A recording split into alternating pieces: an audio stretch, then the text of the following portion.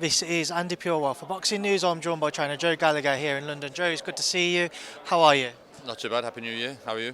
I'm very well, thank you. Happy New Year to yourself. Did you have a good time over the festive period? No, I was busy. I was shattered after we had a busy run-in at the end of the year with Lawrence and then Natasha and then Mo out in Saudi on the Tyson Fury bill. So, and then we were straight back into it. Obviously, Billy fought in Sheffield week before last. He had a good win. So, we're up and running and a busy February ahead for the young guns that we've got.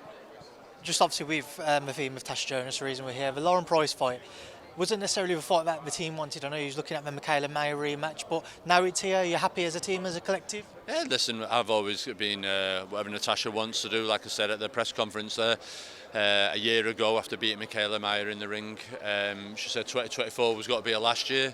And here we are sat here 2025 and she's still wanting to unify and fight, and at 40 and a half years, the half's important, 40 and a half years of age, she's still wanting to prove people wrong, win titles, and the desire and the drive is still there. So she knows that I want her to retire, but while she wants to still fight and accept these challenges, I'll back her all the way. How difficult is that for you as a trainer and somebody who obviously you care for her, to know that she still wants to fight, but you just want to see her go sail off into the sunset and enjoy what retirement can behold for her? Yeah, no, it's very hard. One of the main things, this is what I say to her, there isn't many evidence of people of like Natasha at age 40 who's fighting out of a weight division, because you've got to remember Natasha started at 130, then 135, she's been as high as 154, and she still is really a 135 Caroline's weight, and she's fighting over weight division, them camps, and there's nothing to show me in 15 years how that female is responding or acting after having such a tough career. And that just worries me as well as her being a mum as well. I just want her to give up and pack up and just go and enjoy being a mum with the years with your daughter. How much harder do you think of a decision does it become for her though if she continues to win? No, I think she's nearly there. She's nearly there. So she's told me this time. She told me that a year ago, like I just said. Just with the theme of this fight, the Lauren Price fight, what are you expecting Lauren to bring into this fight? And is it as simple as can be broken down as age and experience versus youth and energy, if you will? No, I don't think it's that simple. I think there's a skill set there. If you watch both fighters, Natasha's got the more skill set, she's got the more tools in the box. She shows a better variety of punches, the better array of punches. Natasha's been in the big fights, she's got the exposure, she had the ups and the downs. I think Natasha brings an awful lot to the table. Lauren Price is still very much untested as a pro, 7-0 as a pro, not really fought nobody. McCaskill, it was a 39-year-old Jessica McCaskill who wasn't really at her best for that fight. Take nothing away for her, Lauren only could beat what's in front of her.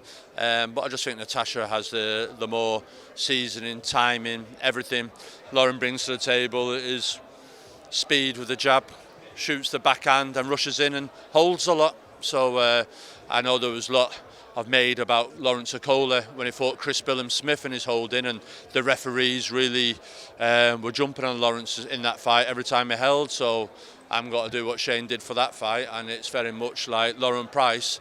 I think McCaskill, if you watch it back, his corner were complaining. There was 22, 23 times, and Lauren Price can't be getting away with hitting and holding and not letting Natasha get a work off in this fight. So I'm putting it out here now, 6-7 weeks out from the fight. That we're not going to have that at all.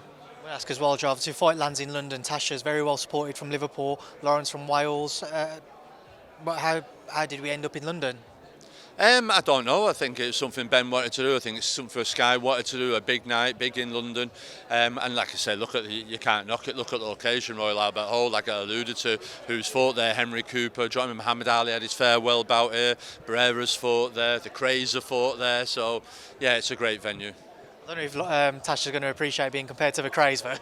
No. Well, most of it, they were a force in British history. I'm sure Natasha is in British boxing history. Joe, just away from this fight, but sticking with the theme of Natasha, Sandy Ryan, Michaela Mayer, there's a lot of talk about that rematch taking place next. Before we bring Tasha into the equation, if we do see them square off, what's your thoughts on a rematch? No, it's a brilliant fight, a very good fight. I think Michaela Mayer last year, obviously she lost to Natasha. She dusted herself down. Many emotionally thought it was she's only taking it for the money. Sandy was coming off a fantastic win, beating Terry Harper for the world title, and maybe they might have underestimated Michaela, but I think Sandy's got to come back with more vengeance. There's a bit more spite there now from what's gone over the social platforms, social network platforms, and But I think Michaela just thinks, nah, I've beat you once, I can beat you again. She's very accomplished and a very good fighter, Michaela, and touching on that, I'm disappointed in the lack of recognition on Natasha Jonas's year last year by both Boxing News and the Ring magazine, how that fight Michaela Mayer and Natasha Jonas wasn't considered nominated for one of the fights of the year, and how Natasha Jonas wasn't the British female fighter of the year after beating Mayer and Habazan on unification. So that's my little rant over, but I was just a bit disappointed. It just shows you in January forget how good a fight it was, and it's forgotten when it comes round to this time of year for awards, and that was completely forgotten about. But like I say, Mayer did well, come back and beat Sandy Ryan, and it's a real pick and fight again in the rematch. Just in terms of Tasha and Michaela potentially squaring off in the future, then would that be for you the ideal kind of way for her to see off her career if Michaela was to defeat Sandy Ryan, have that rematch? Yeah, 100%. Well, I said at the time when Natasha was fighting Habazan, Lauren Price did a lot of interviews saying she just wants to fight for titles, and at the time Sandy Ryan was a champion and she never asked for her, and then Michaela Myers won the fight and she's never fought fight Michaela Mayer, and I said, well, why don't you fight Michaela Mayer? We'll fight Habazan and we'll all fight for all the belts like now, but she never really wanted to. So yeah, Michaela Mayer is a huge fight, Natasha Jonas rematch, that's a great fight, and also Katie Taylor is as well. I think there's talks now for Katie and Serrano 3, but by the summer, autumn next year, I'm sure there'll be huge fights for all them girls that I've just mentioned. You also mentioned it's going to be a busy period for you. You've got February, you've got the young guns out, so you've got Mohamed El Akil out at the end of February as well, so busy times. Joe Cooper on the big show at the Co-op, Frank Warren's show. Then after that I've got Mikey Talon out, Clark Smith out, Mohamed El Akil out, and then we're bouncing straight into Natasha, and then hopefully Lawrence then April time. Are there any truth to those rumours of Lawrence and Luis Ortiz? There's lots of truths and lots of rumours that are flying around at the moment, whether that would be Hergovich, Ruiz, Wilder, Williams, whoever. There's lots of names, and that's good for Lawrence Okolie.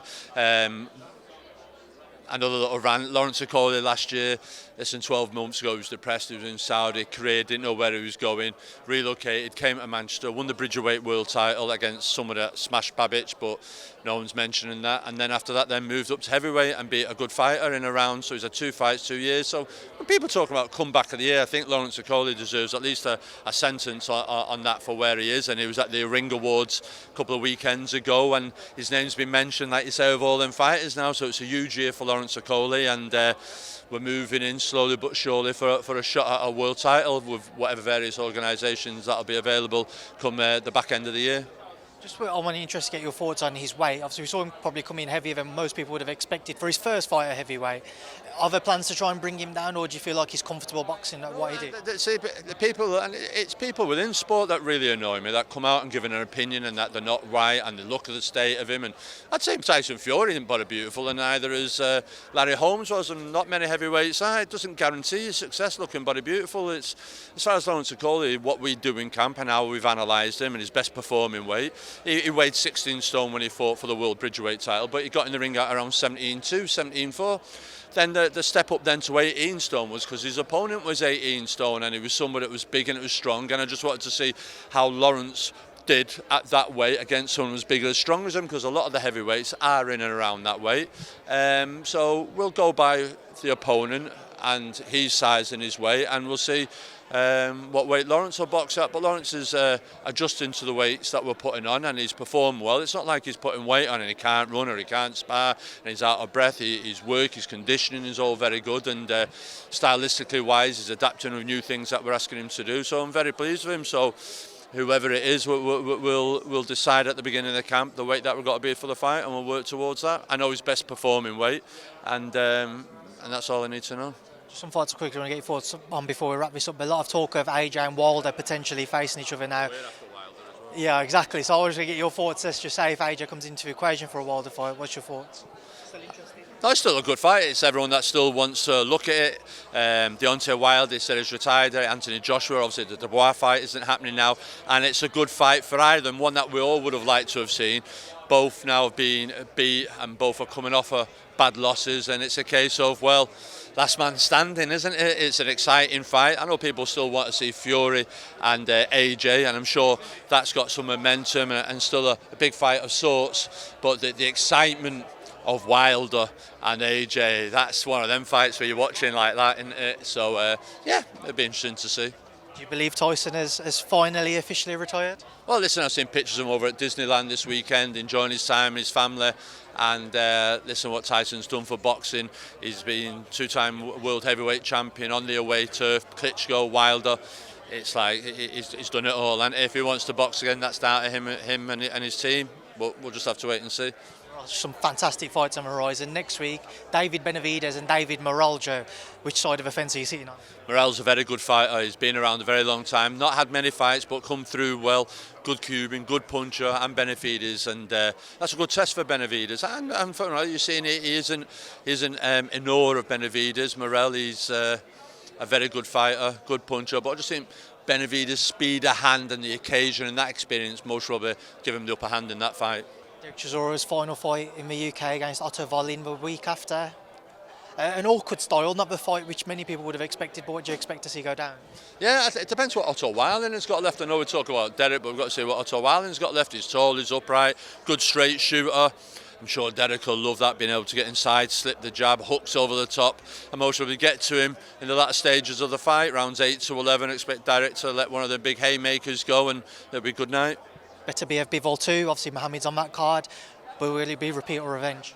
Well, I backed Beterbiev all the way last time, and I thought he won the fight still. The adjustments, Bivol knows the strength and power, not that he didn't already know.